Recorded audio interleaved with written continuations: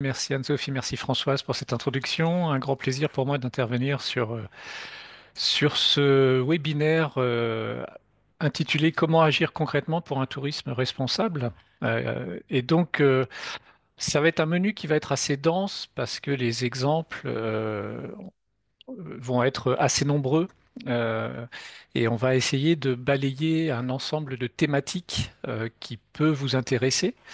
Alors juste, vous avez sous les yeux le menu. Euh, tout ce qui va être proposé comme action n'est pas forcément applicable à l'ensemble des structures présentes aujourd'hui.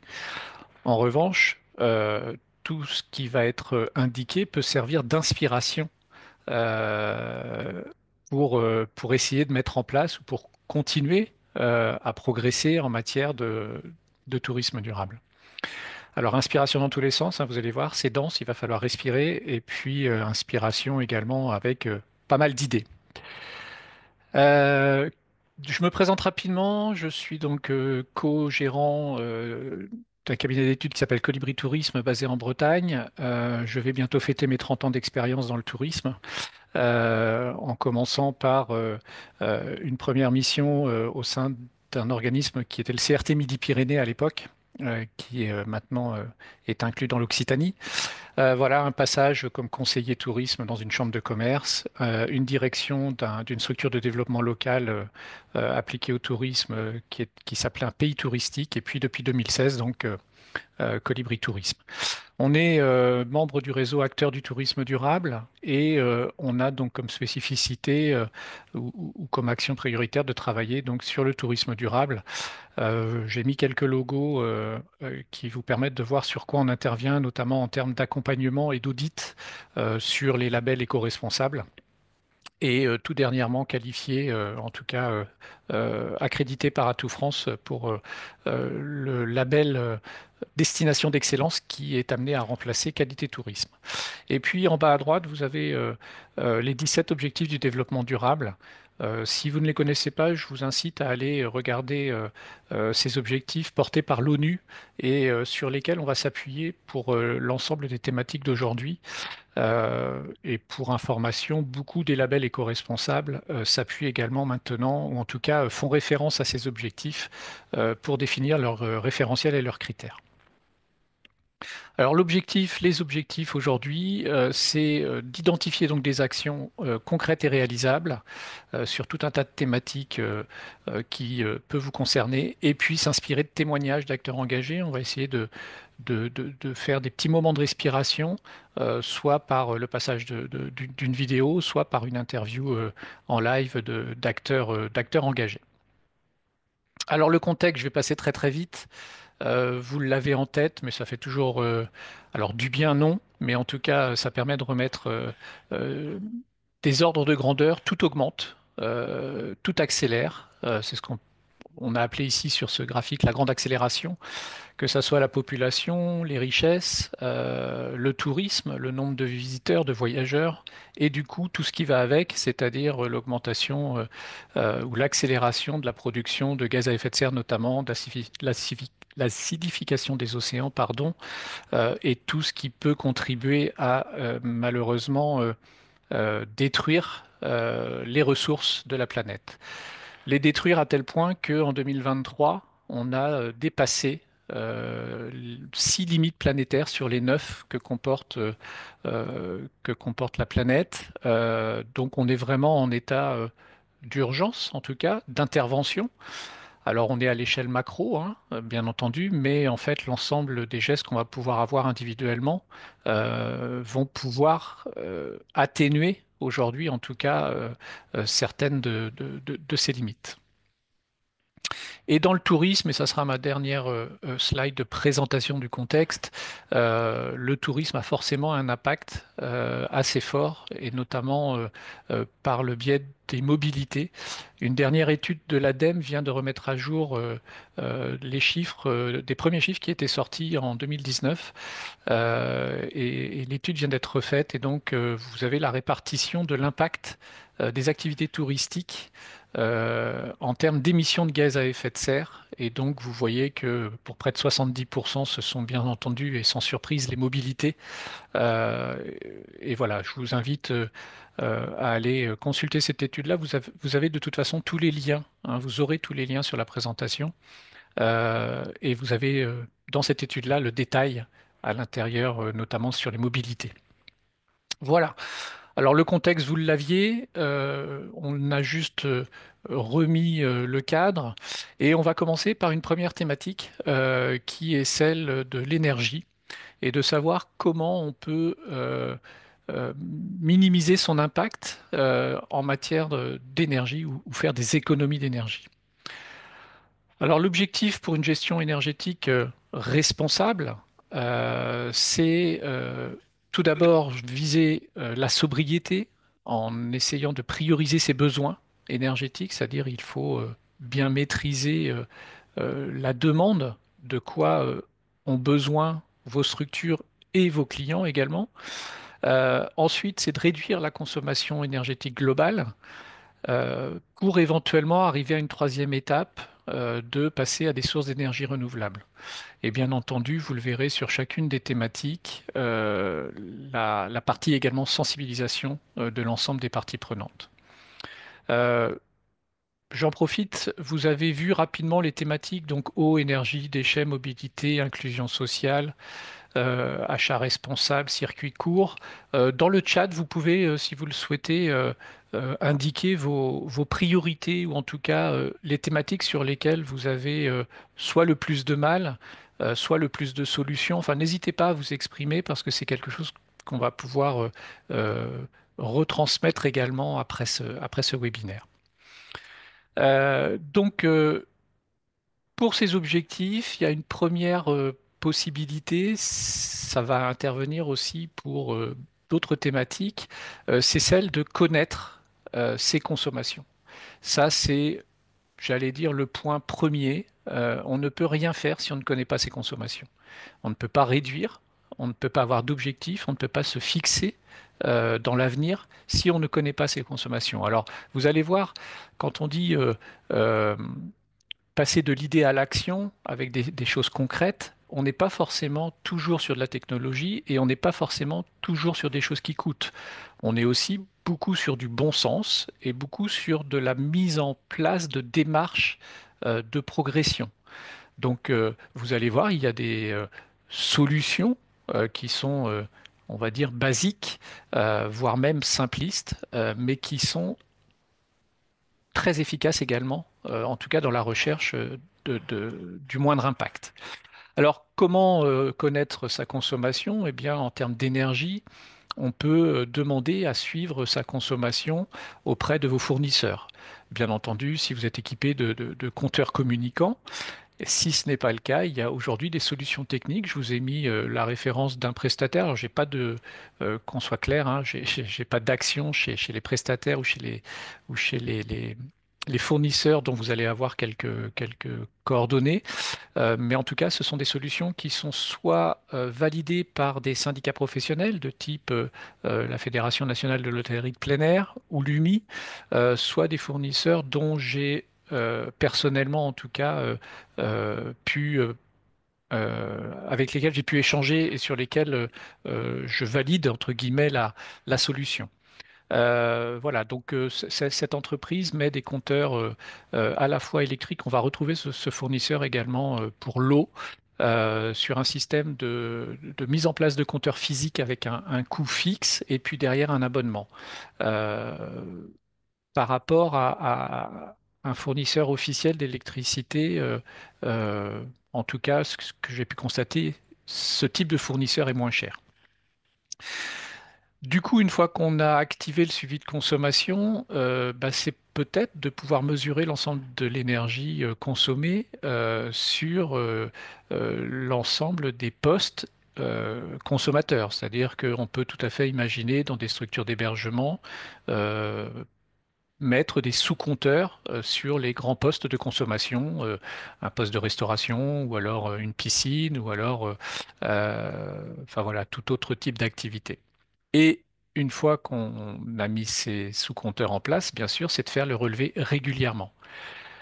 Pourquoi c'est intéressant de faire le relevé régulièrement? Ça permet tout simplement de savoir sur quelle activité on va pouvoir agir en priorité, et notamment les activités les plus consommatrices, pour diminuer justement cette consommation.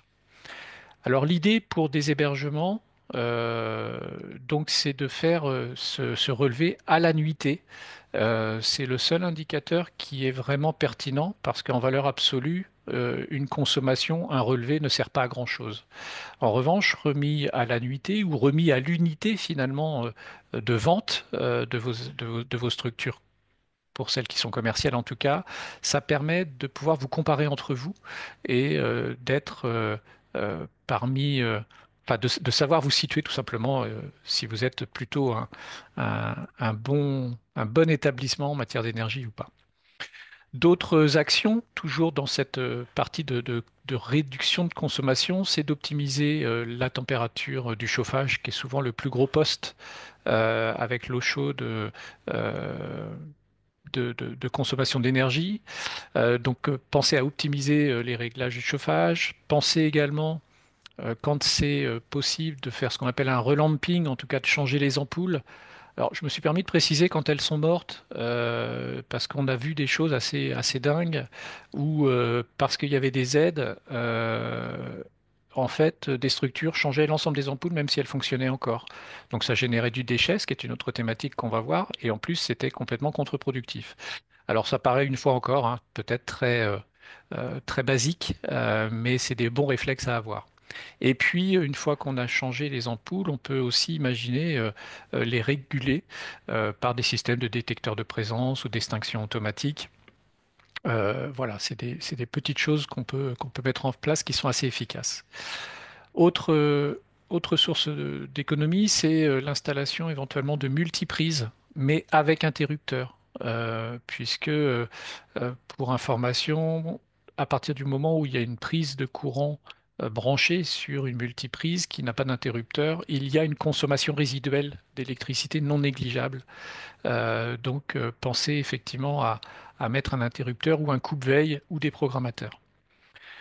Quand on est absent, quand on part le soir, quand on n'a pas besoin de maintenir des équipements branchés, faut pas hésiter à les éteindre. Là encore, conseil, conseil de base. Des choses un peu moins suivies quand on est alors en l'occurrence aussi hébergeur, c'est de dépoussiérer régulièrement les lampes et les abat-jours. En fait, une lampe ou un abat-jour plein de poussière demande plus d'énergie. Vous imaginez la multiplication en fonction du nombre de lampes et d'abat-jours que vous pouvez avoir dans vos établissements. Autre chose qu'on fait assez peu régulièrement, même si c'est souvent compris dans les contrats d'entretien, c'est de décrasser tout ce qui est condenseur des appareils frigo. Là encore, la saleté accumulée euh, fait de la surconsommation électrique. Et puis après, des choses de ménagère, j'allais dire, qu'on fait peut-être chez nous aussi, mais qui nécessitent une vraie implication locale, enfin, dans vos structures en tout cas. Ça demande aussi d'ailleurs de l'information éventuellement à vos salariés si vous avez des équipes, mais c'est d'optimiser voilà, des cycles de lavage avec une température peut-être moindre pour un effet tout aussi efficace. Et puis, un dernier point, c'est d'optimiser l'occupation des espaces. Là encore, si on peut éviter d'obstruer de la lumière naturelle dans une pièce, si on peut éviter de mettre des rideaux, qu'on trouve d'autres systèmes, en tout cas pour tamiser éventuellement la lumière, ça peut être source également d'économie. Donc ça, c'était le premier point sur la gestion euh, énergétique plutôt responsable, connaître et réduire sa consommation. Mais il y a deux autres points. Le premier, c'est celui d'optimiser les bâtiments et les équipements. Donc là, on est au cran au-dessus, c'est-à-dire que après les premiers éco-gestes, on peut s'occuper également de choses beaucoup plus structurantes. Là, ce qu'on vous propose, c'est de réfléchir à, là encore, maîtriser encore mieux ses consommations par la connaissance également de ses pertes finalement de son gaspillage énergétique. Donc La possibilité, c'est de réaliser un diagnostic et pas simplement un diagnostic de performance énergétique, mais vraiment un diagnostic énergétique par un bureau d'études spécialisé.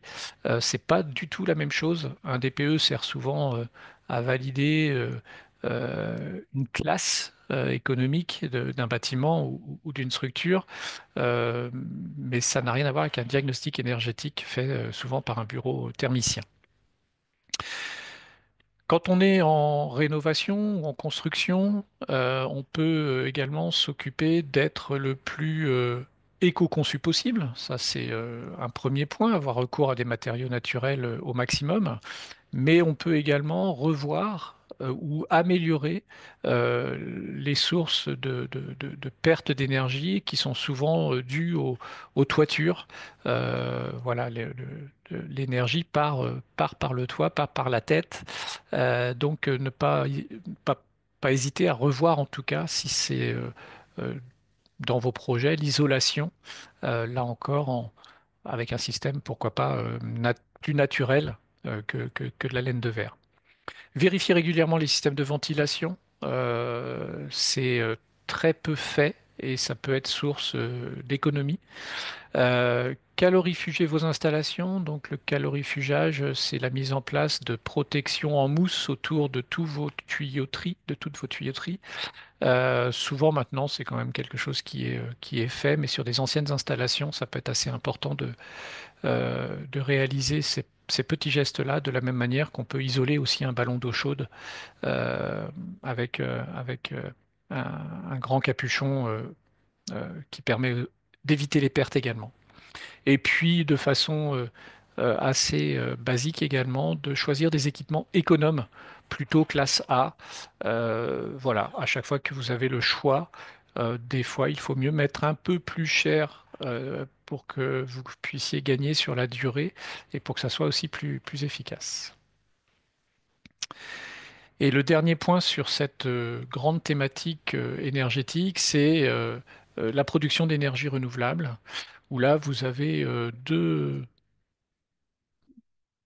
actions possibles, celle de produire de la chaleur et de l'eau chaude, donc avec les systèmes de panneaux solaires thermiques, euh, ou alors aussi avec l'installation d'équipements plus efficaces avec des rendements, de meilleurs rendements. Je vous ai mis en lien l'Argus de l'énergie, qui est un site neutre, qui n'est pas porté par un fournisseur qui vous donne le coût en fait actualisé de chacune des sources d'énergie.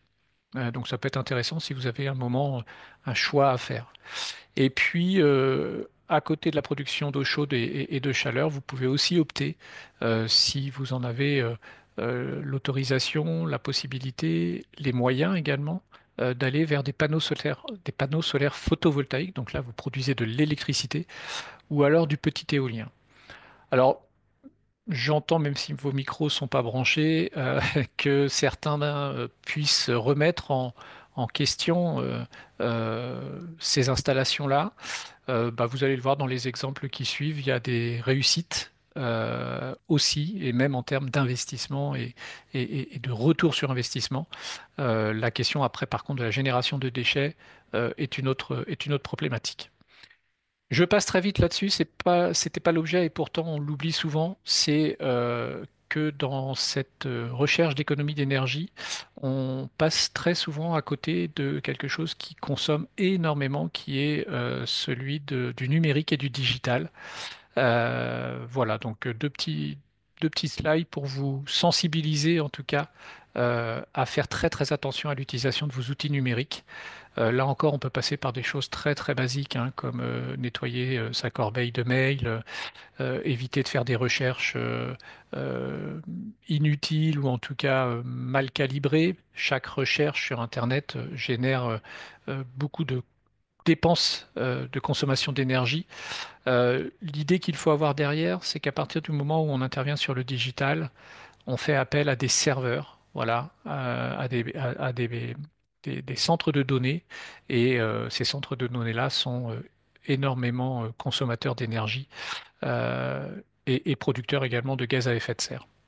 Voilà le petit chiffre que je donne souvent, si le numérique était un pays, ça serait le troisième pays le plus pollueur en termes de gaz à effet de serre au monde, derrière les États-Unis et la Chine. Et c'est exponentiel. Vous le comprendrez aisément, et notamment avec l'IA qui arrive, l'intelligence artificielle et toutes ces applications. Alors concrètement, enfin concrètement, je pense qu'on était déjà dans pas mal d'actions concrètes, mais comment les acteurs s'emparent en fait du sujet? Alors, les exemples sont infinis. J'ai essayé de me concentrer en majorité sur des exemples ligériens. Euh, pour le peu que j'ai pu trouver aussi des établissements qui communiquent sur ce qu'ils font. Voilà, ça sera la dernière partie de mon intervention tout à l'heure, mais euh, finalement, je pense qu'il y a beaucoup plus de structures à faire beaucoup de choses, mais finalement à assez peu communiquer sur ce qu'ils font ou la manière dont ils le mettent en place. Là, en l'occurrence, sur cette thématique de l'énergie, voilà, le domaine de Loiselière, à Chauchet, camping, euh, met en place un suivi hebdomadaire de consommation et ils affichent. Alors, ils ne font pas que ça, hein. Vous allez le voir souvent sur les exemples que je prends. Les établissements font état de l'ensemble de leur démarche éco-responsable. Là, en l'occurrence, sur l'énergie, voilà, ils informent de ce qu'ils font et ils mettent des chiffres en face. Sur une année, en mettant en place certains des éco-gestes que je vous ai cités, bah, ils ont fait une économie de 10% d'électricité. Quand on connaît le prix de l'électricité et la tendance des prix à augmenter, bah, je pense que c'est assez parlant. Le camping Les Nobis d'Anjou, à Montreuil-Bellay, pareil, ont mis en place un système d'éclairage, voilà, de LED tout simplement, mais ils ont aussi travaillé sur l'isolation de leur mobil-home, notamment en mettant du bois. Voilà, donc ils se sont engagés dans une rénovation éco-responsable. Un gîte également, la ferme de la Maisonneuve, camping gîte chambre avec une rubrique donc écologie, produisent de l'eau chaude sanitaire avec des panneaux solaires, 21 mètres carrés de panneaux solaires, qui répondent tout simplement à l'ensemble de leurs besoins en production d'eau chaude. Le complément se faisant avec des énergies les moins impactantes possibles. Et ils ont également mis en place 50 mètres carrés de panneaux photovoltaïques euh, qui couvrent complètement leurs besoins électriques. Donc, au travers de ces quelques exemples, je continue, hein, Gîte au paradis des quatre saisons. Alors, à chaque fois, ces exemples ont pour vocation à montrer que, un, c'est faisable, deux, c'est possible, et trois, vous pouvez aussi vous référer à ces quelques structures pour aller voir tout simplement comment ça marche, puisque l'effet réseau est indispensable si on veut progresser collectivement ensemble. Donc voilà, le gîte au paradis, 4 saisons, c'est un gîte qui se définit comme écologite, construit en matériaux naturels, que ça soit en termes d'isolation ou de structure. Des panneaux photovoltaïques depuis déjà 2004. Donc là, il y a un gros recul euh, sur ce que ça peut apporter. Un chauffage en géothermie et une épuration, bon, ça on verra ça un peu plus tard. Alors effectivement, sur de la construction neuve, c'est un peu plus facile que sur de la rénovation, notamment pour la géothermie. Mais voilà, c'est des choses qui sont complètement réalisables. Et puis je terminerai sur un exemple, le camping La Fontaine du Halat dans le Morbihan, qui lui a fait le choix depuis très longtemps de passer aux panneaux à la fois solaires, mais aussi photovoltaïques. Donc là, à l'inverse des autres exemples, il a fait le choix de tout remettre dans le réseau, mais ce qui lui permet aussi d'avoir un retour sur investissement un peu plus rapide. Donc vous voyez, on est avec 280 mètres là, de panneaux photovoltaïques sur une de ces installations de camping, avec une production assez incroyable de 110 000 kWh. Voilà, retour sur investissement pour cet investissement-là que vous avez, la photo de droite, là, c'est 10 ans. En 10 ans, il retombe sur son investissement. Voilà pour cette thématique énergétique. Alors, je sais que ça va assez vite, je sais qu'il y a beaucoup d'informations. C'est pour ça qu'on va vous remettre assez rapidement le PowerPoint pour que vous puissiez euh, prendre le temps de regarder à nouveau les bonnes pratiques, en tout cas, qu'on essaye de vous donner. Deuxième thématique importante, c'est l'eau, la thématique de l'eau, attachée, alors je ne l'ai pas dit pour l'énergie tout à l'heure, mais attachée aussi à un objectif du développement durable, hein, c'est l'objectif numéro 6. Euh, et les objectifs pour une gestion durable de l'eau, c'est réduire bien sûr sa consommation, tout comme l'électricité, de prévenir le gaspillage. On sait que l'eau sera probablement l'or de demain, c'est-à-dire quelque chose qui va devenir très rare. Ça va être la prochaine grande bataille, euh, aux côtés des autres, hein, bien sûr, mais on sait que sur l'eau, c'est particulièrement sensible. Toujours cette partie de sensibilisation de l'ensemble des parties prenantes et puis la protection également des ressources pour améliorer sa qualité. Pour atteindre ces objectifs-là, de la même manière que pour la première thématique énergétique, il y a cette obligation, en tout cas c'est comme ça que nous on le préconise dans nos accompagnements, c'est celle, pardon, de connaître toujours et de réduire sa consommation également. Là encore, les mêmes systèmes, en tout cas des systèmes similaires existent, à la fois pour mettre des solutions connectées et placer également des sous-compteurs.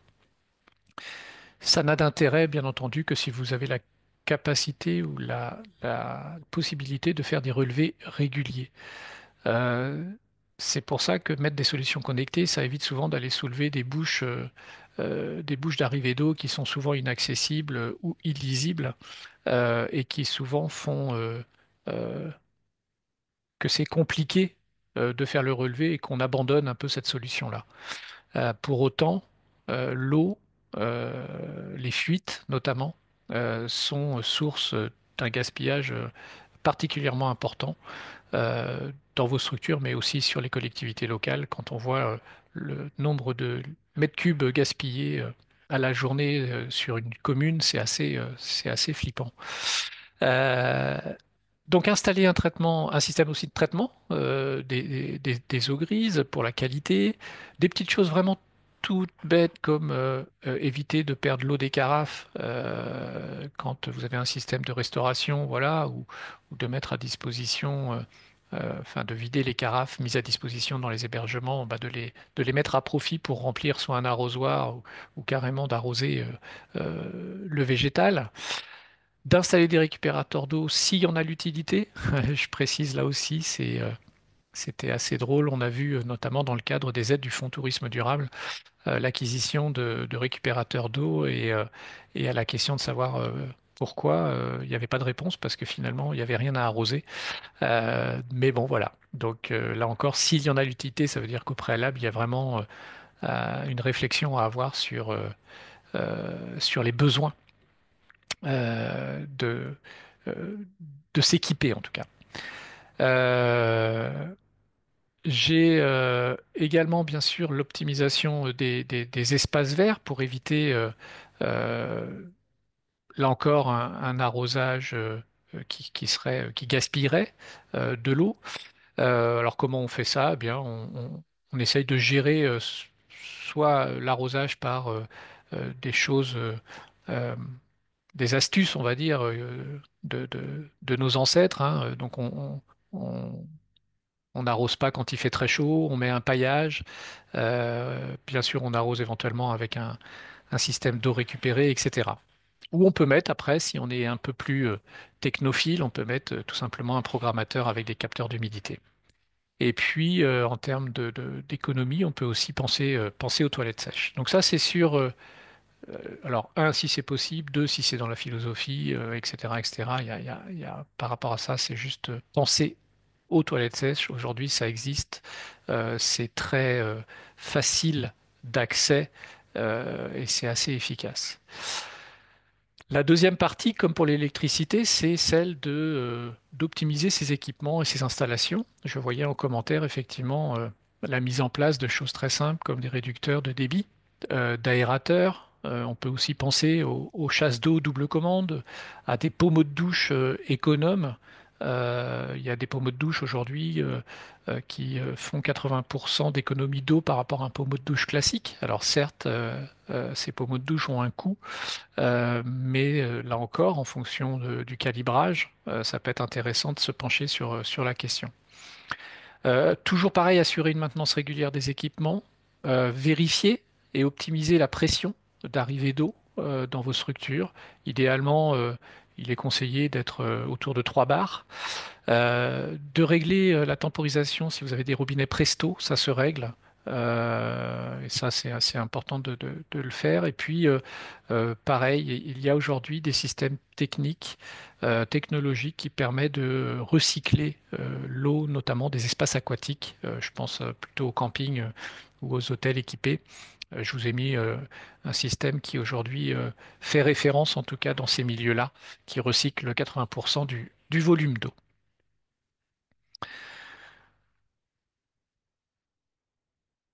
Alors voilà quelques illustrations assez simples des choses les plus faciles à mettre en place. Alors quelques exemples concrets au camping l'Épinette de la Caillauderie, Saint-Jean-de-Mont. Ils travaillent avec un fournisseur qui s'appelle Edo, qui est un système de bracelet ou de douche connecté en fait, enfin connecté en tout cas sur une durée euh, où les utilisateurs en fait, en fonction de leur consommation d'eau, voient un voyant lumineux dont la couleur change. Voilà. Donc plus c'est rouge et plus on a consommé d'eau et plus il faudrait arrêter euh, la douche entre guillemets ou aller un peu plus vite. Donc vous voilà, vous avez une affiche, un affichage dans les sanitaires qui permet de comprendre en tout cas ce système-là. Et puis voilà, ils affichent également sur leur site internet tout ce qu'ils font en termes d'économie, enfin en tout cas de gestes éco-responsables, d'éco-gestes, et notamment en matière d'eau. Ils ont mis des robinets temporisés, ils arrosent de manière raisonnée, ils font du broyat et puis ils ont installé donc ce système Edo. Euh, hop, alors je vais vous passer également pour couper un petit peu, pour respirer, un petit film réalisé dans le cadre de l'appel à manifestation d'intérêt porté par Solutions Éco euh, sur les économies d'eau faites dans un camping accompagné dans le cadre de cet appel à manifestation d'intérêt. Alors j'espère que la vidéo va se lancer.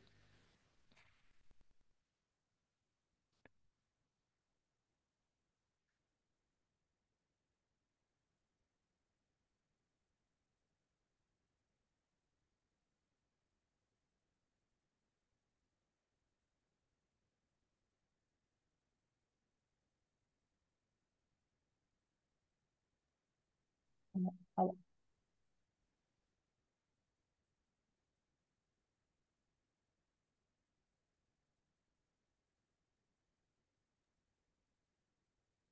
visiblement, ça ne se lance pas.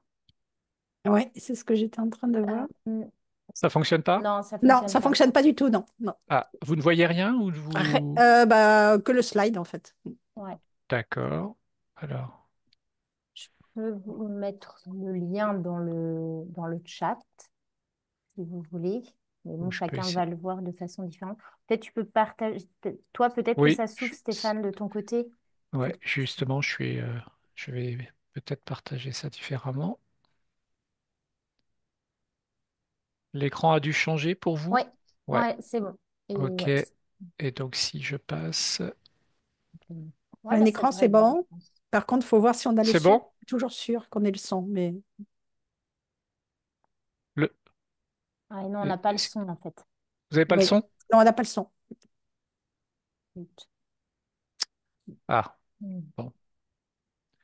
Oui, Euh, parce que pour avoir le son, il faudrait que tu laisses l'ordinateur et qu'il n'y ait plus le casque, en fait, parce que là, pour l'instant, tu es branché en termes de son sur ton casque. Et donc, il ne peut pas nous envoyer le son, en fait.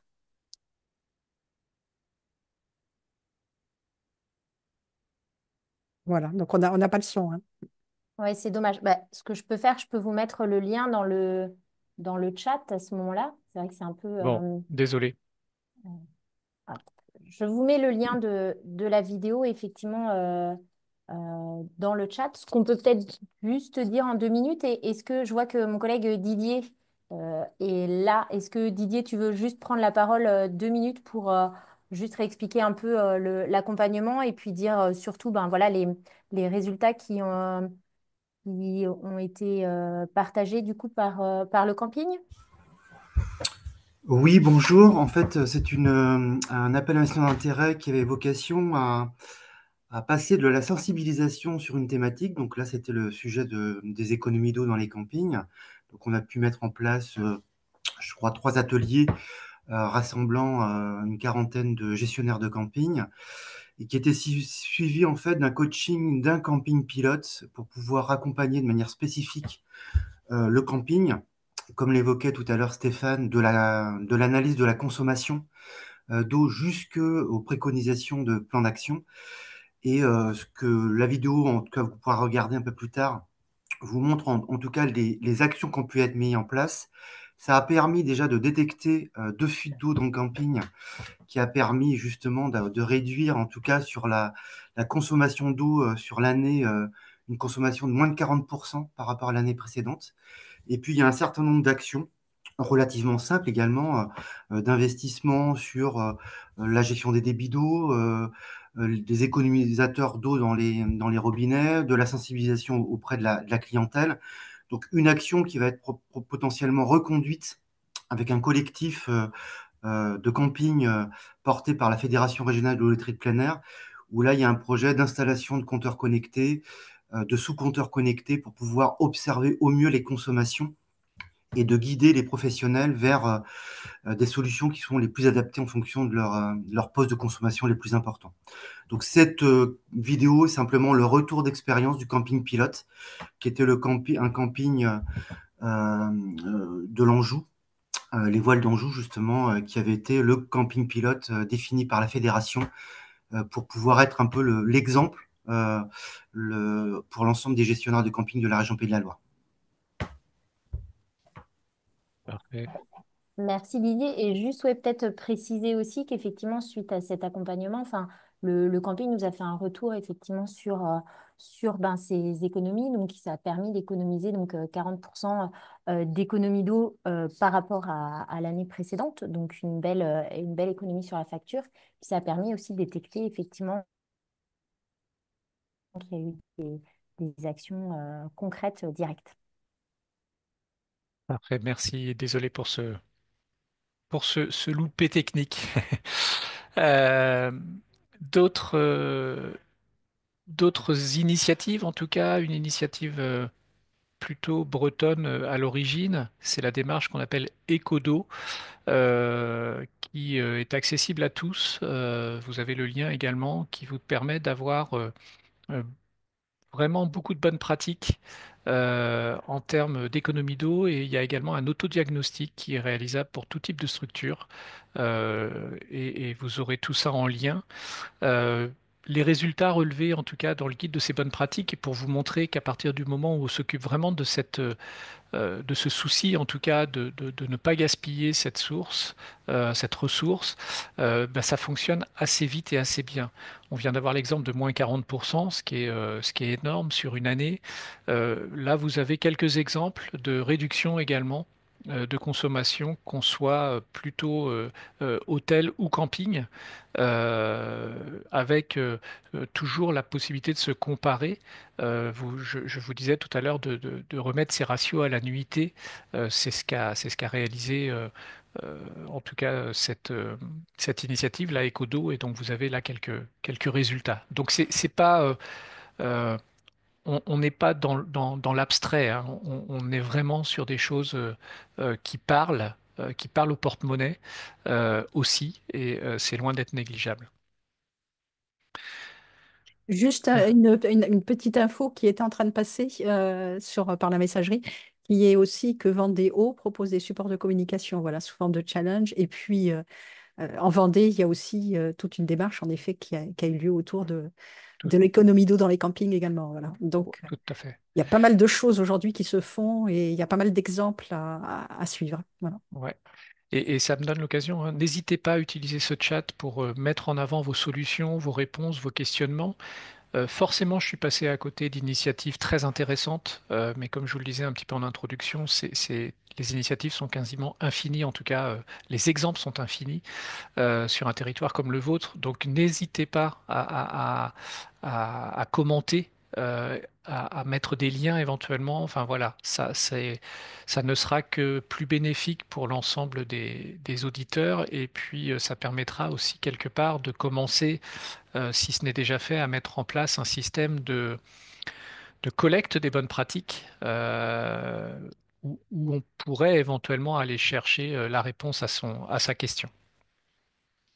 Alors, troisième thématique, les déchets. Donc, eau, énergie, déchets. Vous avez un peu le triptyque des thématiques qu'on traite prioritairement. Non pas que les autres sont pas intéressantes, loin de là, et vous allez le voir. Mais c'est vrai qu'on est souvent sur ces choses presque les plus visibles. Donc, moins de déchets, plus de succès. C'est une thématique qui se raccroche donc à l'objectif de développement durable numéro 12. Euh, et donc, on peut y voir là encore quatre objectifs. Euh, Réduire la quantité de déchets produits, favoriser le tri, le recyclage et le compostage, lutter contre le gaspillage et promouvoir le réemploi, et sensibiliser les visiteurs et le personnel aux enjeux liés aux déchets. Alors, quelques actions en matière de connaissances. Connaître sa production de déchets et réduire à la source. Faire la liste de tous les déchets produits par votre établissement et les quantifier. Alors c'est souvent ce qui est le plus compliqué à faire, c'est quantifier euh, les déchets produits. Ça, c'est assez compliqué à faire. Mettre à disposition de la vaisselle lavable, réutilisable, pour éviter tout ce qui est jetable. Trouver des solutions intermédiaires, notamment sur les boîtes en carton quand on est vendeur de pizza. Je pense essentiellement au camping, des emballages également plastiques à éviter, ou en tout cas à remplacer si jamais euh, c'est encore le cas, même si normalement la loi vous permet, enfin, interdit en tout cas l'emploi d'emballage à usage unique. De modifier le contenu des kits d'accueil si vous en avez encore, avec tendre vers le zéro déchet de ces kits d'accueil-là. Alors le plus simple, c'est de les mettre à disposition à l'accueil, ou alors de mettre des produits euh, plutôt recyclés, recyclables. euh, et quand on est sur des produits d'hygiène, plutôt des produits solides. Sollicitez vos fournisseurs sur la réduction de leurs emballages, ou alors sur le pourcentage de matériaux recyclés de leurs produits. C'est pas toujours évident, puisque souvent vous avez euh, un livreur, et finalement c'est pas lui qui est responsable. Mais collectivement, si tout le monde à un moment demande à réduire les emballages ou à récupérer les emballages, ça peut commencer à parler au niveau de vos fournisseurs. Il faut être cohérent aussi, c'est-à-dire que euh, quand on est engagé en tout cas sur des gestes, des éco-gestes, eh bien on essaye d'être cohérent en limitant notamment la vente de bouteilles d'eau en plastique. Alors là encore, hein, pas forcément évident, mais la mise en place d'une fontaine, ou alors de gourdes consignées, ou alors, enfin voilà, il y a d'autres solutions peut-être à trouver que la vente de bouteilles d'eau en plastique. Les consignes, j'en ai un peu parlé, et puis de façon peut-être anecdotique, mais qui voit jusqu'où on peut aller quand on veut limiter les déchets. Un déchet compliqué à gérer, c'est les cartouches d'encre. Il faut aller les amener, etc., sur un point d'apport volontaire ou sur une déchetterie. Bah, il y a des polices de caractère qui consomment moins d'encre. Voilà, alors là encore, c'est peut-être par le petit bout de la lorgnette qu'on aborde cette thématique, mais voilà, il y a plein de sites en tout cas qui peuvent vous aider à ça. Une fois qu'on a commencé à réduire, on peut aussi mettre en place un système de tri. Donc là, c'est assez simple aussi, hein. C'est penser à mettre des solutions de tri partout, enfin partout, en tout cas de façon stratégique dans les établissements recevant du public, euh, avec une information claire, simple et qui essaye d'être efficace. Euh, Pourquoi c'est important de doubler, enfin en tout cas de travailler sur l'affichage, c'est que, vous le savez, les consignes de tri sont pas tout à fait les mêmes en fonction des endroits où on habite. Alors non pas sur ce qu'on peut mettre dans chacune des poubelles, mais plutôt sur les couleurs des poubelles. Ça peut changer d'une collectivité à une autre, d'une communauté de communes à une autre en fonction de la compétence. Donc voilà, c'est important de repréciser en tout cas les consignes de tri. Euh, on a constaté que plus les endroits de dépôt de déchets sont propres, euh, plus c'était mieux trié, enfin mieux c'était trié, pardon. En fait, on n'a pas envie de salir ou de mal faire dans un endroit propre. Alors voilà, on est là sur un peu de ce qu'on pourrait appeler du nudge, c'est-à-dire inciter à bien faire sans le dire. Et en fait, bien là, tout simplement en rendant propre ou en maintenant propre, voire très propre, les lieux de tri, on gagne en efficacité. Vous avez également la possibilité de faire appel à des composteurs. Les collectivités souvent en mettent à disposition, qu'ils soient manuels ou électromécaniques. Ça dépend un peu de la quantité de déchets à gérer. Mais si vous avez, comme je le mets, voilà, pas le temps, pas l'envie, pas les connaissances, en tout cas, il y a des organismes aussi qui vous permettent de collecter vos déchets organiques. Je vous en ai cité deux, hein, qui agissent sur les Pays de la Loire. Et puis une autre solution plus naturelle, c'est le fait de créer une mini-ferme avec des animaux qui sont des grands pourvoyeurs de déchets. Enfin, pas pourvoyeurs, mais en tout cas consommateurs de déchets. Mettre en place également un système de récupération pour l'ensemble des équipements euh, et et des déchets de type savon, entre guillemets, là encore avec des organismes capables de les récupérer. Mais encore faut-il donner la possibilité ou la capacité à l'établissement de récupérer l'ensemble de ces déchets-là. Pour les cartons, il existe aussi la possibilité euh, de trouver des prestataires qui peuvent vous aider en tout cas à éviter l'encombrement euh, et rentrer en fait dans un cycle de recyclage et puis transformer les déchets verts. La dernière, le dernier aspect sur les déchets, c'est celui de tendre vers une économie plus circulaire. Donc, on essaye de donner plutôt que de jeter. Donc, des systèmes de boîtes à dons, de ressourceries, tout ça, c'est des choses aujourd'hui qui commencent à être bien ancrées en termes de consommation. Se fournir en termes de matériel d'occasion ou de reconditionner si on a le choix. Réparer ou rénover avant d'acheter ou de jeter ou de changer. Et puis, anticiper la déconstruction pour garantir une seconde vie. C'est-à-dire qu'on peut essayer d'avoir des chantiers, si jamais c'est le cas, qui euh, prennent en compte la capacité de récupérer pour une seconde vie certains matériaux de déconstruction. Je pense notamment peut-être à certains mobil-homes ou à certaines constructions très très anciennes. On peut anticiper la récupération de matériaux. Et puis je vous ai mis enfin, deux schémas en tout cas maintenant assez classiques. La règle des 5 R qui peut vous aider à savoir si vous êtes euh, dans le bon sens, on va dire, de la pyramide inversée, là justement, et puis une autre pyramide d'utilisation. Alors concrètement, là encore, des exemples, un camping, la Bretonnière, sur euh, une de leurs rubriques en tout cas, euh, ils expliquent tout simplement comment ils ont mis en place un système de tri sélectif. Alors là, il y a tout un jeu de mots-clés pour le référencement naturel, mais en tout cas, c'est décrit, c'est expliqué et ça permet aussi aux futurs clients de comprendre dans quelle dynamique le camping se positionne. Euh, Là, c'était un extrait d'article de presse, euh, expérimentation de Veolia avec quelques campings en Vendée, hein, premier département en nombre de campings.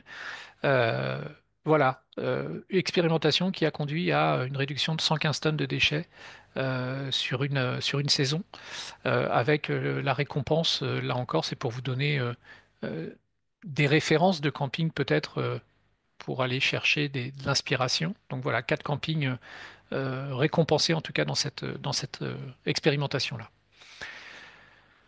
D'autres exemples en photo, un hôtel 3 étoiles dans les Côtes d'Armor qui a la chance d'avoir de l'espace en extérieur et qui a carrément mis en place une éco-station personnelle, voilà, dans un cabanon.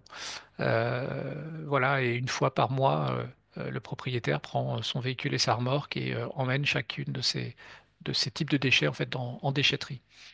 Là, voilà, c'est anecdotique, c'est une façon de composter un peu originale. C'est un grillage ouvert à l'air pur, avec une ouverture en fait en son milieu pour que les campeurs viennent déposer euh, leurs déchets organiques. Les systèmes de poubelles de tri, ou alors si c'est pas des poubelles de commerce, on peut tout à fait imaginer mettre en place des bacs avec de l'information dessus. Vous voyez des choses encore une fois très simples. Quand on vous disait tout à l'heure d'avoir une zone de tri propre, ça passe aussi par un affichage propre et clair. Voilà, cet établissement, là encore plutôt établissement de plein air, a refait en fait sa signalétique et a refait son information sur le tri. Euh, et il a constaté en fait que depuis qu'il a rendu propre l'espace, il avait beaucoup moins de soucis. D'autres exemples, à chaque fois, je vais passer assez vite, hein, mais des exemples concrets hein, en photo. Là, c'est sur du compost à gauche. Là, c'est sur un meuble recyclé, un ancien meuble de cuisine, tout simplement recyclé en poubelle de tri dans un centre de vacances. Euh, Là encore, un camping qui a fait une formation de maître composteur et qui, du coup, met en application le système. Vous voyez, là, ici, c'est un bac d'apport et puis c'est un bac de maturation, etc. Donc là, on va assez loin dans la récupération. Ça veut dire derrière, hein, je sais bien que la question sans doute que vous pouvez vous poser, c'est à ce niveau-là, ça dépend pas de nous, mais plutôt des clients et de ce qu'ils mettent euh, directement dans le compost. Là, c'est tout à fait une question de sensibilisation, d'information la plus efficace possible et pertinente. Euh, un autre camping de votre territoire qui a mis un composteur géant en fait, voilà, qui en a fait la promotion sur ses réseaux sociaux avec l'aide d'une association, les artisans composteurs de Vendée. Euh, Vous avez, en fouillant un peu, j'ai trouvé que dans l'économie sociale et solidaire dans les Pays de la Loire, il avait été dénombré presque 300 structures référencées qui ont une activité de gestion de ressources et des déchets. Donc ça peut être une ressource intéressante d'aller voir quels sont vos acteurs qui peuvent vous aider en tout cas à mettre en place une politique de gestion des déchets durable. Voilà pour les 3 premières thématiques. Quatrième thématique.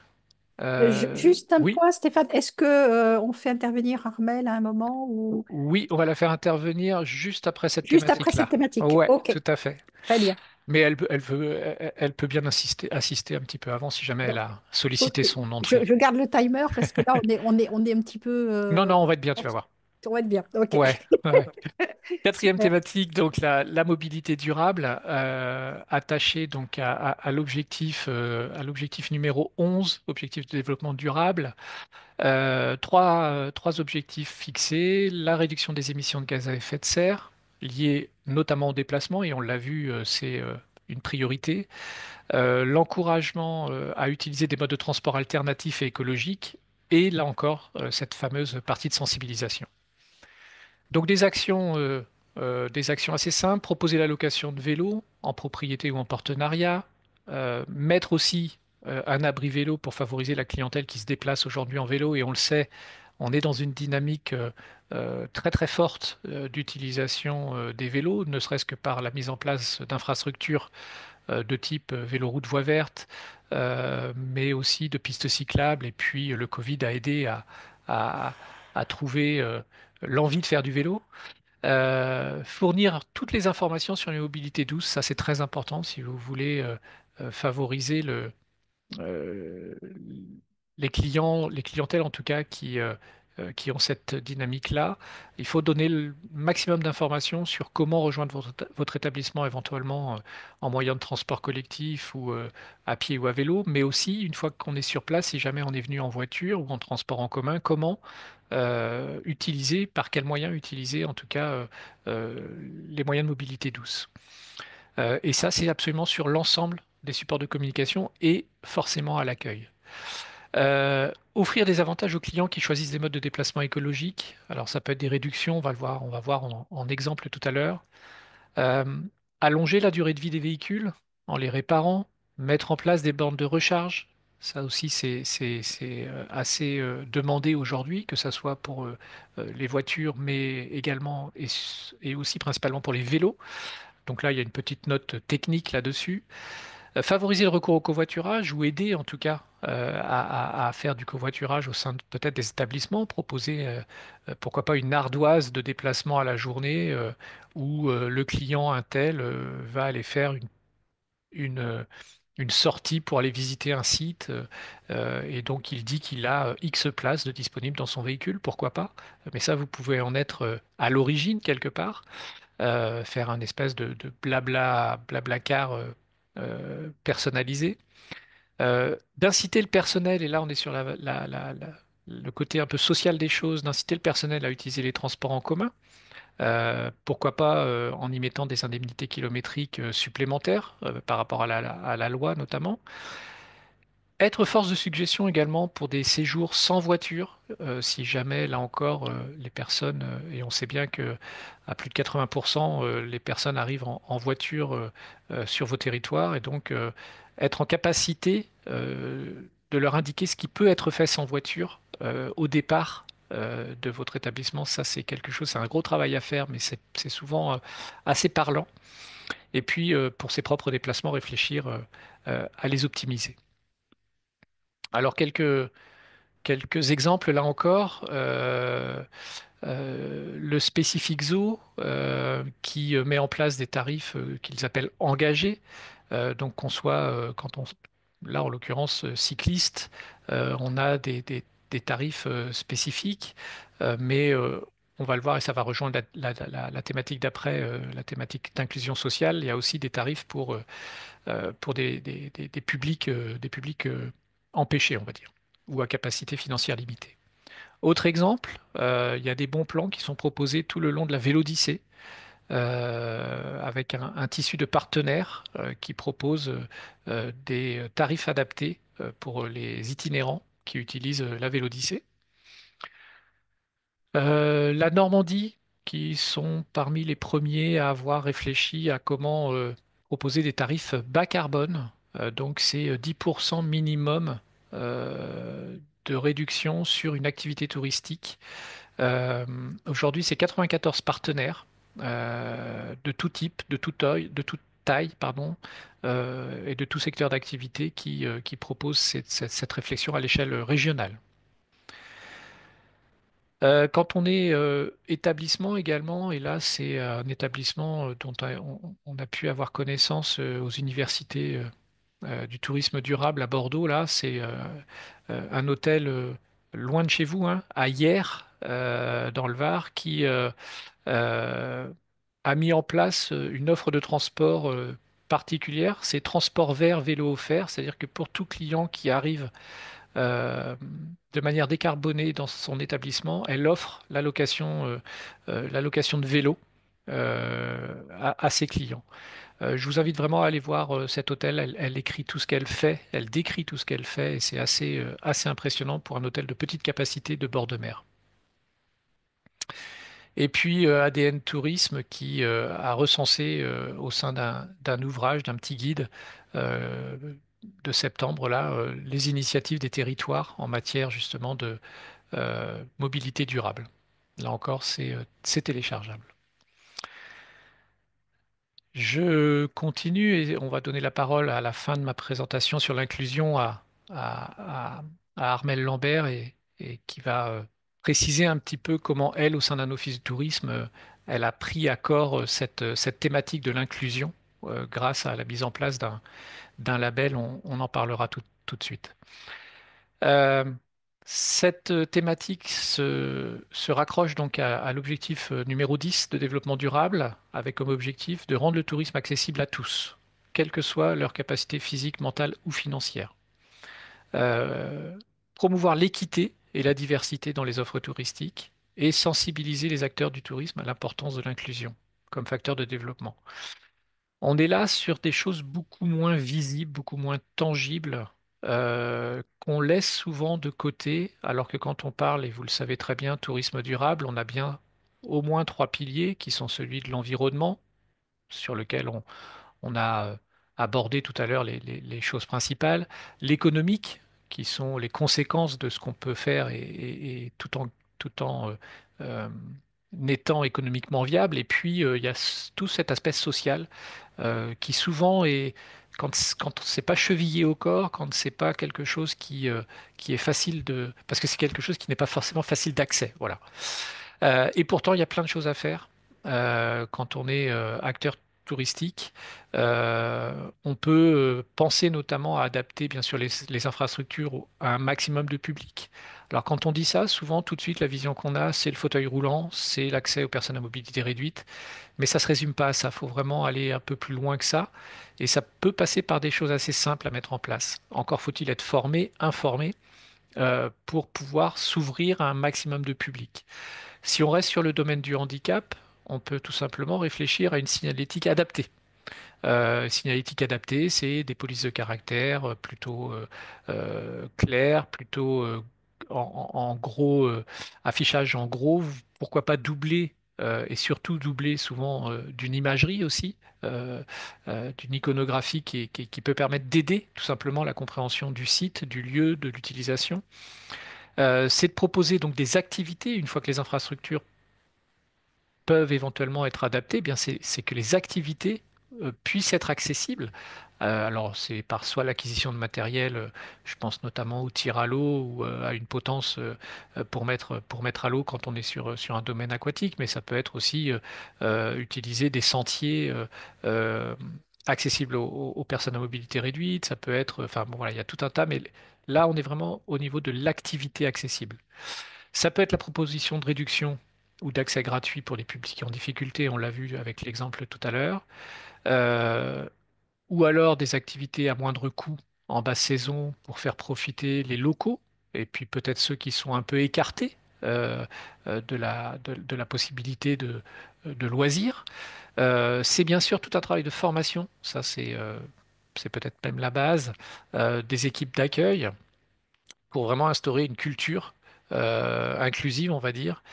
Et puis d'autres des choses aussi assez simples à faire, c'est de se rapprocher, comme on l'a vu pour les déchets tout à l'heure, il y a un maillage très important d'associations qui peuvent vous aider aussi à mettre en place en tout cas les choses nécessaires pour accueillir un maximum de public.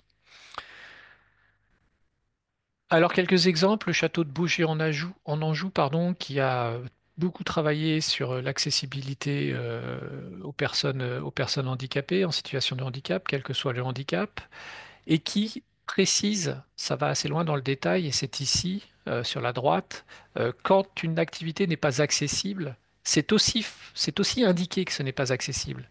Et c'est indiqué par le pourquoi ce n'est pas accessible.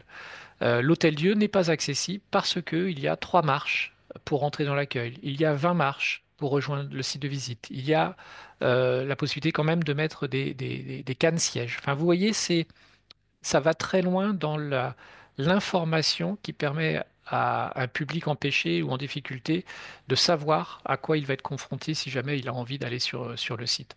Donc c'est vraiment le niveau d'information qui est important à donner ici. Un restaurant également, on n'a pas beaucoup parlé des restaurants, qui est membre du réseau Le Carillon. C'est un restaurant solidaire qui s'appelle L'Étiquette et qui offre des repas suspendus à la manière des cafés suspendus de, qu'on a souvent qu'on peut trouver souvent sur les bars, dans les bars, dans les cafés. Eh bien, ils offrent des systèmes de repas suspendus, c'est-à-dire que euh, un repas payé, enfin 2 repas payés pour un prix, et il y a un repas qui peut être distribué à des personnes qui en ont besoin. Donc, je vous laisserai découvrir cette initiative.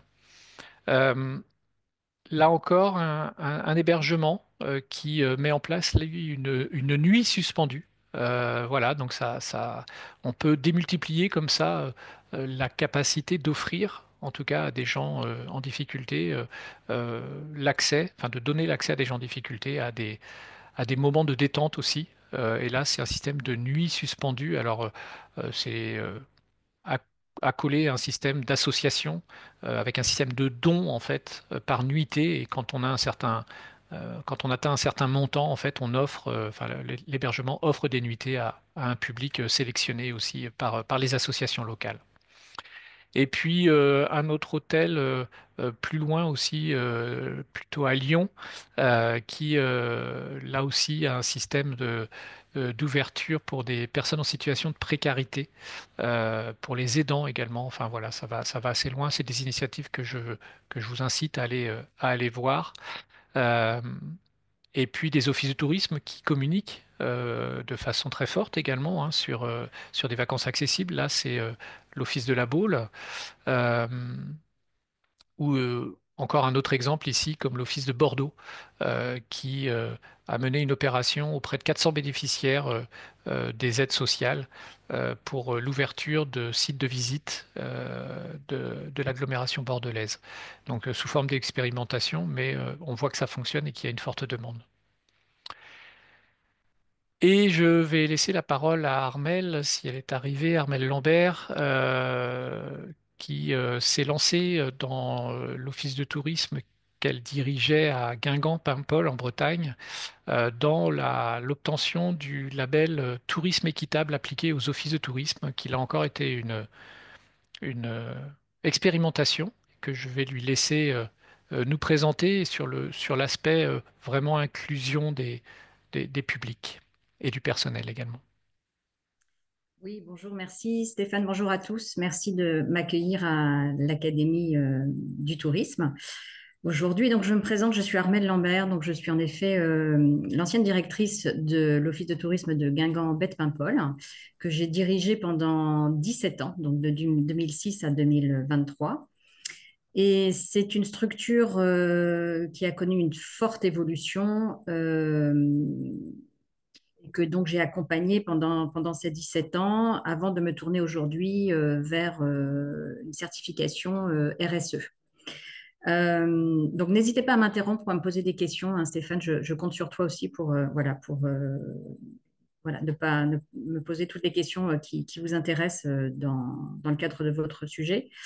Donc, je disais que j'avais accompagné cet office de tourisme pendant 17 ans. Donc, j'ai pris la direction de l'office en 2006. À l'époque, c'était un petit office de tourisme avec 6 personnes. Et cet office a fortement évolué au gré notamment de la loi NOTRe, qui nous a occasionné une fusion de 6 offices de tourisme et qui a occasionné aussi une forte réflexion sur la stratégie touristique et l'inclusion des autres territoires qui nous arrivaient avec cette fusion loi NOTRe. Et que nous avons accompagné depuis le départ avec une démarche finalement qualité, une démarche de progrès qui a guidé nos pas jusqu'à l'obtention du label Tourisme équitable. Alors, petite précision statutaire et réglementaire. Donc, le territoire et cet office comportaient 2 villes-centres, donc la ville de Guingamp et la ville de Paimpol. Paimpol est en station classée de tourisme. Donc, comme vous le savez, qui dit station classée de tourisme dit classement en catégorie 1 et donc une démarche qualité structurante obligatoire pour guider nos pas. Et si j'insiste là-dessus, c'est parce qu'en fait, la structuration RSE finalement de l'Office de tourisme a fortement été guidée au démarrage par le label Qualité Tourisme. Et en fait, nous nous sommes intéressés à structurer davantage l'action et la gestion de l'Office de tourisme autour d'une démarche RSE juste après le Covid en 2020. À une époque où la région Bretagne venait de lancer un appel à projet pour déployer le label tourisme équitable avec l'association LATES, donc LATES qui pilote donc ce label. Et le programme Fairbraze a donc été lancé par la région Bretagne, l'ADEME, le CRT Bretagne et la Fédération régionale des offices de tourisme pour valoriser les initiatives qui étaient menées par les offices de tourisme en Bretagne autour de démarches plus élargies que la démarche qualité. Comme nous étions déjà pas mal engagés, alors moi, voilà, depuis longtemps, j'ai des convictions personnelles en termes de développement durable qui ont un petit peu toujours guidé finalement mes projets professionnels et mon parcours professionnel. Et donc, assez tôt, nous nous étions lancés dans le programme qui avait été lancé par la Bretagne avec la conception de séjours à l'occasion de l'arrivée de la LGV, de séjours qui permettaient d'arriver en train, puisque Paimpol est équipé et doté d'une station de train, d'une station TER. Et donc, dès 2000, je me souviens plus exactement de la date, mais en tout cas, nous avions déjà commencé à lancer des séjours en Bretagne sans ma voiture, donc toute une offre de séjours qui était accessible sans voiture. Donc, à l'époque, voilà, c'était avant le Covid, on ne parlait pas de tourisme durable encore, tout à fait. Et à l'époque, on me disait, mais vraiment, Armelle, tu penses que les gens vont arriver en train? Donc voilà, faut remettre un petit peu les choses dans la perspective un petit peu innovatrice qui était la nôtre autour de ces séjours qui incluaient de la randonnée, du vélo, du kayak, des excursions à la voile. Donc on avait déjà centré la création de nos séjours autour de la promotion d'activités qui n'utilisaient pas de moteur thermique. Voilà, donc quand la Bretagne a lancé ce projet Fairbraze, on a décidé de répondre à l'appel à projet et nous avons été sélectionnés pour être accompagnés par Fairbraze pour faire l'état des lieux de l'ensemble de nos bonnes pratiques avec la perspective possible de l'obtention du label. Et cet accompagnement, bien encadré par l'équipe de l'ATES à l'époque, nous a permis d'obtenir le label.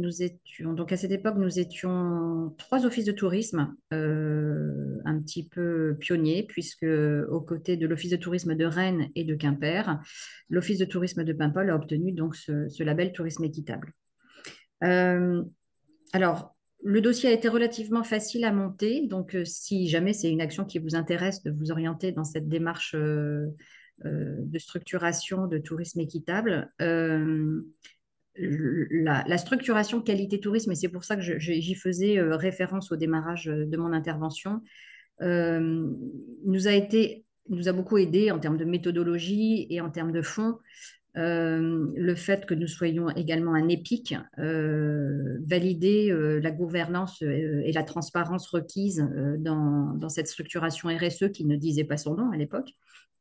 Mais en tout cas, tous les ingrédients étaient réunis pour que le dossier de label soit relativement facile à monter et bien adossé sur la démarche, à la fois sur notre structuration juridique des PIC et bien adossé sur la démarche qualité qui finalement est hyper structurante dans ce cadre.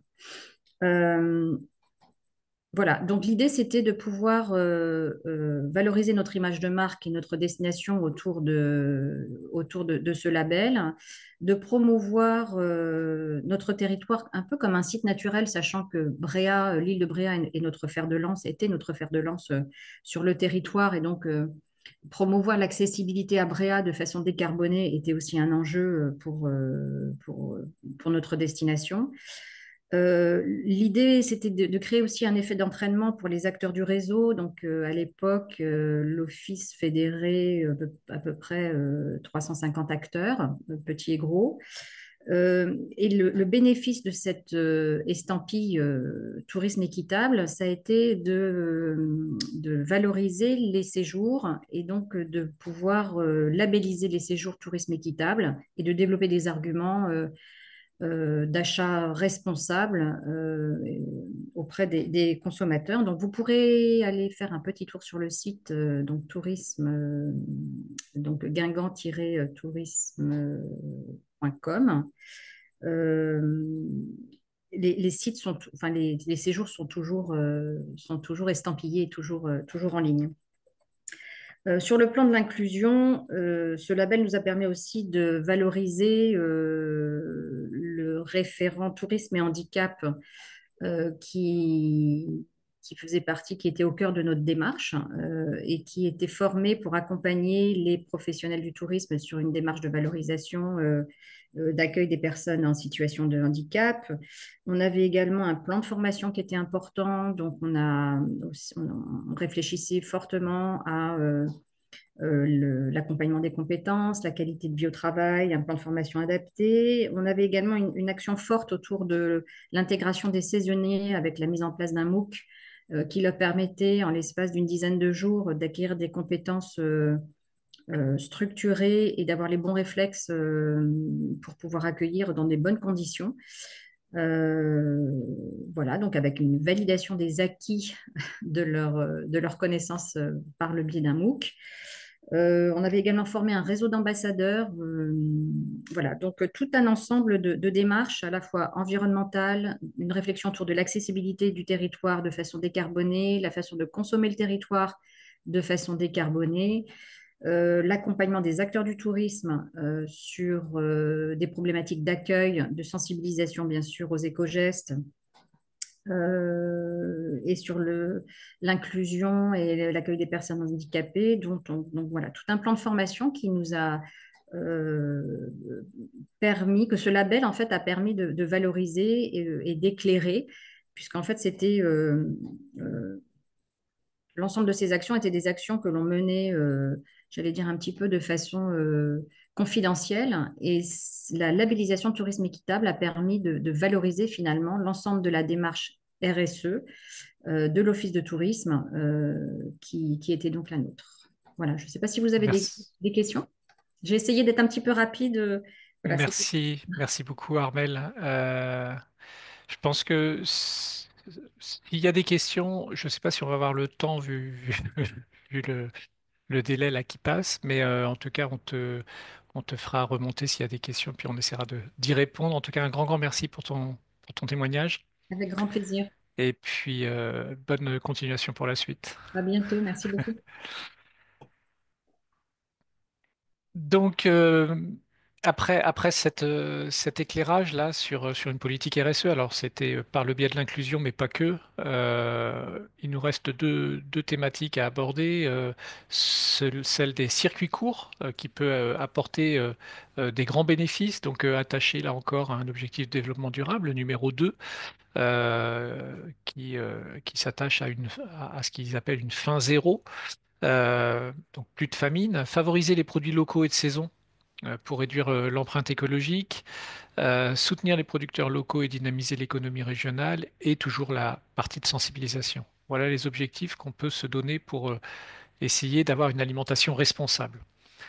Alors ça passe par une réflexion sur son écosystème de production locale, connaître les producteurs pour travailler avec eux, travailler des produits de saison pour réduire aussi, enfin, travailler les producteurs locaux pour réduire les déplacements, mais avec des produits de saison pour respecter tout simplement le cycle de la nature. Euh, Quand on n'a pas cette possibilité, forcément, c'est de vérifier l'origine des produits et de faire le choix de produits le plus raisonné possible quand on a cette possibilité-là. Même auprès de fournisseurs, de grossistes ou de semi-grossistes, il y a toujours la possibilité d'aller chercher le plus près possible. Alors oui, sans doute que ça a un coût, mais ça après, c'est des questions d'ajustement aussi et d'équilibre économique, de modèle économique à trouver. Euh, une autre possibilité, c'est de vendre aussi en direct certains produits quand vous êtes équipé pour, dans le respect bien sûr de la réglementation et de l'hygiène, mais vous avez aussi la possibilité pour vendre en direct de mettre en place des marchés, des petits marchés en tout cas de producteurs locaux sur vos structures, ou de favoriser en tout cas la mise en place de ces marchés-là. Vous avez aussi des vitrines de produits locaux, plutôt de produits secs pour le coup, pour éviter toute autre problématique. Et puis, quand vous avez une épicerie de dépannage, vous pouvez aussi inciter à aller ou à vendre en tout cas des produits plutôt de proximité. Si vous avez un service de restauration, il faut essayer de réduire le gaspillage. Donc, pour réduire le gaspillage, on peut passer soit par une gestion optimisée des stocks, soit par une connaissance parfaite, j'allais dire, de l'appétit de vos hôtes, et vous pouvez proposer des systèmes, je l'ai mis un petit peu en dessous, petite faim, grande faim, donc des petites assiettes, des grandes assiettes. Là encore, on est sur ce qu'on appelle plutôt du nudge, c'est-à-dire on incite à bien faire. Si vous mettez des petites assiettes, eh ben, les personnes ne vont pas pouvoir la remplir plus, notamment je pense en termes de buffet. Enfin voilà, il y a tout un système comme ça à réfléchir. Tout à l'heure, on parlait de mesurer également les quantités de déchets. Et ben pour éviter le gaspillage alimentaire, on peut aussi passer par les pesées de ce qui revient en cuisine.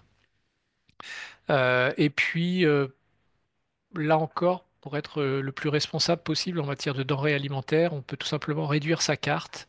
C'est souvent d'ailleurs euh, l'objet euh,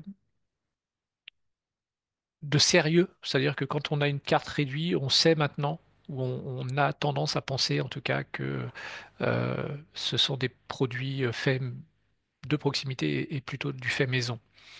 On peut s'aider aussi d'applications de type Too Good To Go ou de faire des dons alimentaires.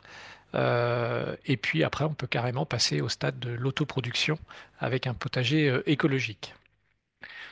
Je vous ai rappelé ici ce que c'était qu'un circuit court. Je ne rentre pas dans le détail. C'est un circuit par lequel il n'y a qu'un seul intermédiaire. Mais l'idée aujourd'hui, c'est d'appeler ça circuit court de proximité, parce que si c'est un intermédiaire qui traverse la France, même s'il y en a un seul, c'est un circuit court dans la définition, mais c'est pas tellement responsable.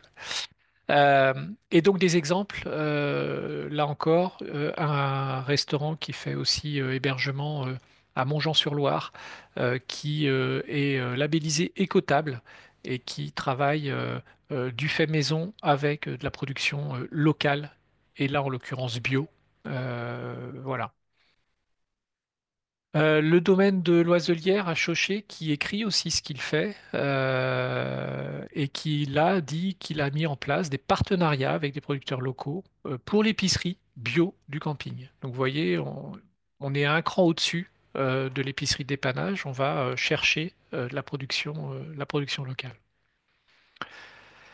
Vous avez aussi des prestataires, là ça s'appelle le Bon Pique-Nique, qui mettent en relation les artisans capables de fournir un pique-nique avec des produits locaux avec vos clients qui chercheraient à acheter des produits locaux pour du pique-nique. Enfin voilà, si vous êtes vous-même embêté ou empêché ou que vous n'avez pas ce service, sachez qu'il existe ce genre de possibilités.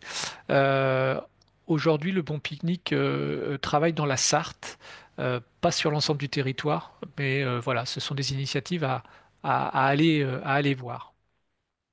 Une chambre d'hôte également en Mayenne, à Saint-Denis-de-Gâtine, qui travaille aussi que des produits locaux et donc avec une rubrique dédiée, découvrir les produits locaux. Donc là encore, de l'affichage, de la communication. Le bureau des congrès de Nantes qui fait un gros travail justement de lutte contre le gaspillage alimentaire, notamment dans la partie événementielle, au-delà du fait euh, euh, de rechercher par la certification 2021 des événements qui l'aident probablement à- à aller plus loin encore dans ces pratiques. Le bureau des congrès a vraiment une politique d'engagement forte sur la lutte contre le gaspillage alimentaire. Et puis, un exemple inspirant également, le château de la Turmélière, qui a toute une réflexion sur la restauration durable, donc adhérent à l'UNAT, accueillant beaucoup de groupes, notamment des groupes d'enfants, euh, qui a mis en place toute une politique, en tout cas, de menus à base de produits locaux et de restauration durable. Euh, Vraiment une très belle initiative. Et puis le dernier sujet, la protection des écosystèmes, qui est en lien, hein, enfin voilà, la protection du vivant, mettre la nature au cœur aussi de vos réflexions. C'est pas anodin de terminer peut-être par cette thématique de biodiversité qui finalement devrait être presque la première, puisque sans vivant, sans nature, bah, il y a absolument rien, il n'y a pas de vie en tout cas humaine. Et donc là, deux objectifs développement durable, le 14 et le 15, vie aquatique, vie terrestre, pour préserver les écosystèmes, restaurer les habitats naturels, toujours cette catégorie de sensibilisation et la promotion d'un tourisme qui minimise l'impact. Alors, quelques actions qui sont pas toujours évidentes et qui nécessitent vraiment un accompagnement par notamment des associations locales environnementales qui maîtrisent vraiment les sujets, c'est la mise en place d'habitats naturels ou la remise en place d'habitats naturels, la préservation en tout cas, des zones de refuge, des zones non aménagées volontairement pour laisser le système se régénérer. Euh, L'adoption de pratiques de gestion différenciée d'espaces verts. On peut laisser des herbes folles, on peut ne pas tondre partout. Alors oui, ça demande un peu de pédagogie auprès de certains clients qui se demandent pourquoi il y a une friche au milieu de l'espace, mais ça peut s'expliquer, justement, ça peut être source aussi de dialogue et de compréhension. Bien entendu, on n'utilise plus de produits phytosanitaires et on n'utilise que des méthodes naturelles. On privilégie des espèces plutôt endémiques, locales, qui nécessitent peu d'eau. On valorise tout ce que la nature est capable de générer facilement sur place, plutôt que de mettre des espèces invasives et ou exotiques. Ça peut faire beau sur la photo, mais c'est pas forcément très responsable. Euh, on peut expliquer en installant des supports pédagogiques un peu bien disposés, bien informés et bien clairs.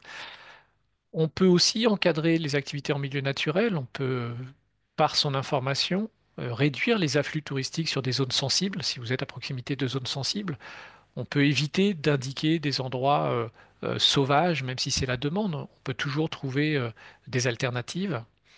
Euh, on peut aussi réduire des choses qui semblent peut-être plus anecdotiques, comme la pollution lumineuse et sonore, mais qui, pour la vie nocturne des insectes, est assez vitale.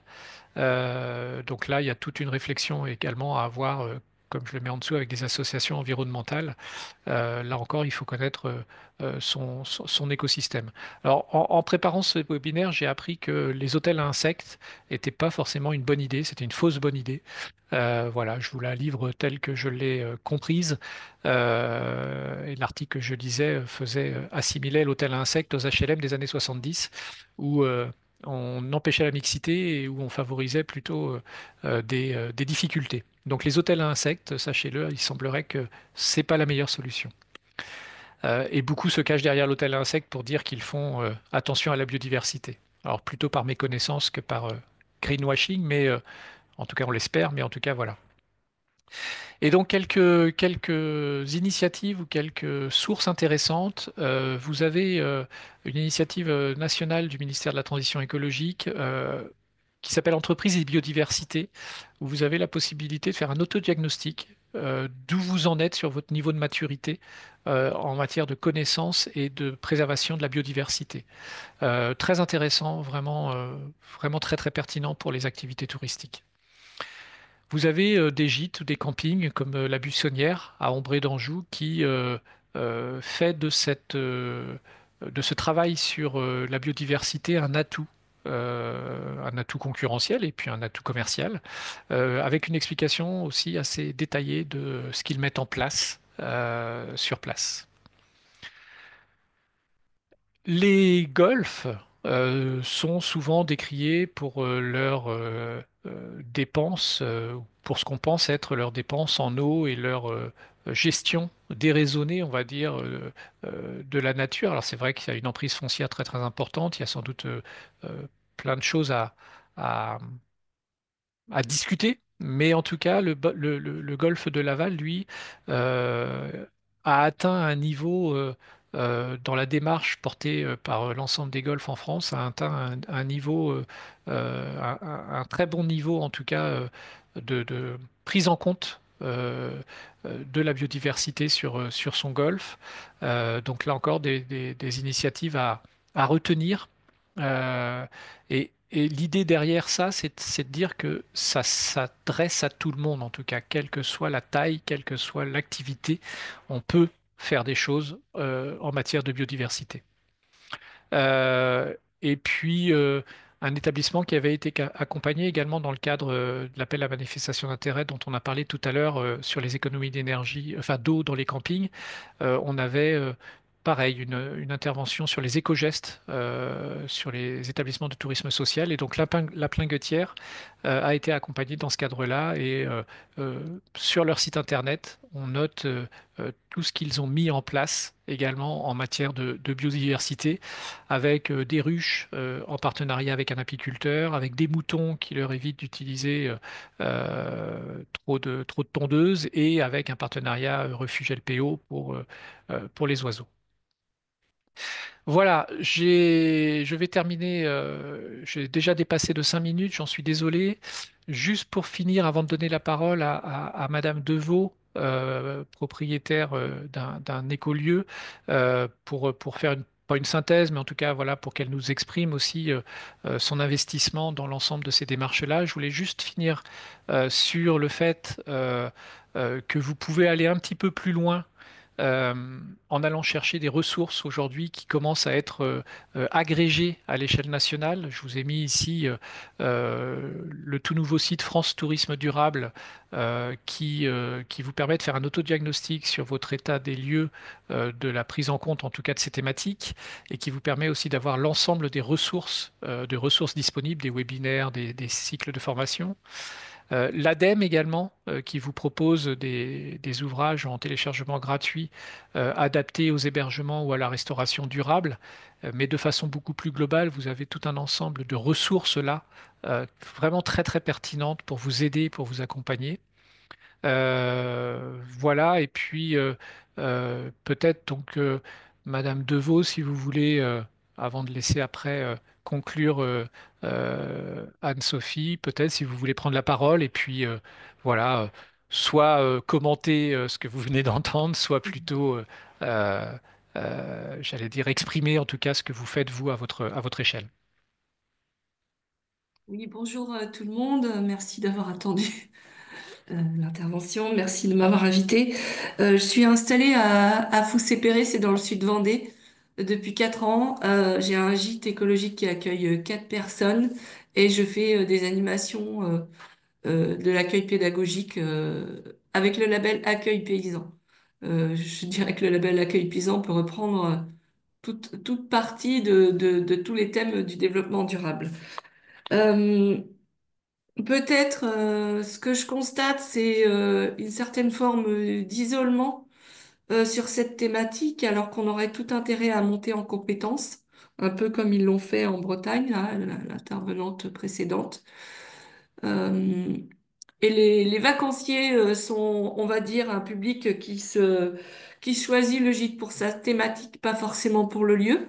Parce qu'il faut savoir qu'il y a un certain nombre de personnes qui souhaitent partir en vacances, mais de continuer leur démarche d'être respectueux de l'environnement, même en vacances, et que les hébergements sont difficiles à trouver. Euh, la pédagogie que j'emploie envers la clientèle, c'est d'abord une charte que je leur envoie avant le séjour. Et puis pendant le séjour, les gens qui sont en vacances, ils participent, s'ils le souhaitent, au jardin, à la cueillette, à faire des confitures. Et c'est des tout petits gestes en fait pour leur quotidien. Euh, Moi, sur ce que je peux dire au bout de 4 ans, c'est qu'on fait des économies d'eau, d'électricité. Quand on fait nettoyer la fosse septique, elle est propre. Voilà. Euh, c'est une satisfaction des comportements des clients à la fin de la saison. On est content de, de les avoir rencontrés. C'est des belles rencontres. Vraiment des gens qui viennent pour ça et qui nous donnent envie de poursuivre. Et ensuite, c'est beaucoup de partenariats. On est énormément sollicité par la ALPO, Vendéo en Vendée, le potager extraordinaire pour conserver des graines, faire pousser des plantes un peu extraordinaires, c'est le cas de le dire. Les établissements scolaires, les centres de tri. Donc moi, m'amène beaucoup de personnes, même sur le reste de l'année, Mhm. sur les activités, les visites de sites, voilà. Sur ce qui serait dans les points négatifs, c'est que notre construction écologique n'est pas valorisée sur les grilles de classification. Et on a du mal à concilier la sobriété énergétique avec le nombre d'étoiles.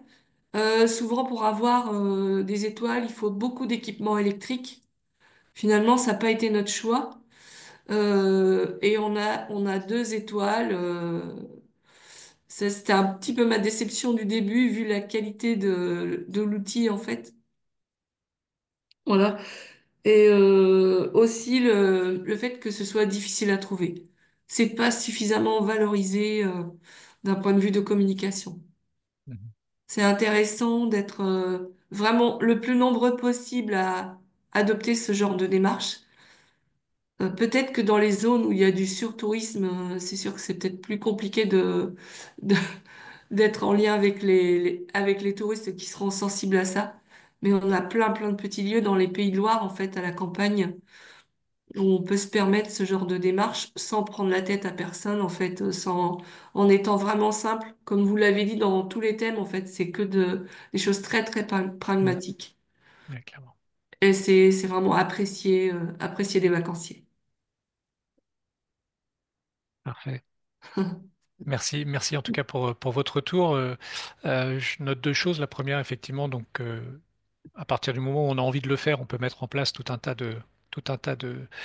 d'actions en tout cas qui vont dans le bon sens. La deuxième chose, effectivement, il y a une décorrélation qui est en train de changer un petit peu, mais entre les grilles, les référentiels de classement notamment, effectivement, et les éco-gestes, c'est ce à quoi s'attachent aujourd'hui euh, des labels, hein, mais c'est vrai que dans les classements plus institutionnels, il manque encore en tout cas ce rapport à l'éco-responsabilité. Ouais, Euh, je suis passée par le label Clé Verte, en fait, ouais, pour valider ma démarche. tout à fait. Et Mm. je profite de cela pour rebondir. Vous avez vu, on n'a jamais parlé de label spécifiquement sur sur ce webinaire. Sachez simplement qu'en vous rapprochant, ou en tout cas en vous informant de ce que vous proposent ces labels-là, sans forcément avoir l'objet ou l'envie, l'objectif d'y aller, vous avez l'ensemble des référentiels accessibles qui peuvent vous permettre, dans tous les cas, aussi de rentrer dans une dynamique de progrès, de vous rapprocher en tout cas de ces reconnaissances officielles. Et l'accès à ces référentiels peuvent aussi vous donner d'autres idées d'action. Voilà, pour terminer, je relaisse la parole à Anne-Sophie Rabreau pour euh, conclure et puis vous donner le programme d'après. Effectivement, Et donc, n'hésitez pas aussi à poser des questions via le chat encore et autres. Si vous avez Ouais. des questions à poser, que ce soit à Corinne Deveau ou bien à Armel Lambert ou bien à Stéphane. bon, en tout cas, effectivement, je voulais tous vous remercier d'être restés jusqu'au bout, même si on a un peu dépassé le temps. Merci beaucoup, Stéphane, pour ces infos qui étaient vraiment très riches avec plein d'exemples. J'ai vu aussi que dans la conversation, il y a enfin, il y a eu Ouais. pas mal de partages justement sur des outils, sur enfin, des bonnes pratiques. Donc, merci beaucoup pour toutes ces inspirations. On vous a remis effectivement parce qu'à l'échelle de chacun de vos départements, eh bien, vous avez donc vos référents qui, ben là, du coup, on vous a indiqué leurs coordonnées si toutefois vous ne les connaissez pas. On espère en tout cas voilà, que ce webinaire, selon le niveau de connaissance ou de maturité auquel vous êtes sur ce sujet, vous aura quand même inspiré. Et puis, pour vous dire également que enfin, si vous souhaitez aller plus loin sur certaines thématiques, euh, voilà, merci Stéphane. Il y a en fait l'académie propose donc des formations très courtes. Donc c'est une journée avec des informations très pratiques qui vous permettent avec des études de cas, enfin vraiment d'entrer dans le vif du sujet et qui correspondent à vos problématiques, suivies de 2 heures de visio. Donc voilà, il y a différentes thématiques, notamment donc la construction d'offres ou suggestions de séjour éco-responsable, donc qui aura lieu le 14 janvier à La Roche-sur-Yon, destiné plutôt aux offices de tourisme. Deux formations sur les boutiques responsables dans les sites de visite. Donc, une à La Roche-sur-Yon également le 30 janvier, enfin au potager extraordinaire exactement. Et puis une autre le 16 janvier à Nantes, sur laquelle il reste quelques places. Et puis également 2 formations sur la valorisation de vos engagements éco-responsables. Et je pense que là, ça va faire le lien avec ton dernier mot, peut-être Stéphane, mais sur le fait de l'importance de communiquer, même si on n'est pas parfait, c'est important de le dire aussi, mais de valoriser tout ce que vous faites. Donc une formation donc, en ligne le 22 et 23 janvier. Et puis la même formation est destinée aux offices de tourisme le 27 janvier au Mans. Et enfin, un dernier atelier, parce que tout à l'heure tu évoquais les circuits courts. C'est un sujet sur lequel Anjou Tourisme travaille notamment. Donc il y a un atelier donc, qui sera destiné plutôt aux membres des clubs du Passeport Vert et puis des hébergeurs et des restaurateurs qui aura lieu donc le 27 février à Angers. Vous allez recevoir toutes ces informations dans le suivi. Je vous laisse également, je vais vous remettre dans le chat le lien direct pour vous inscrire. Donc, n'hésitez pas à vous inscrire si ça vous intéresse. Et merci beaucoup pour, ben, pour votre participation aujourd'hui.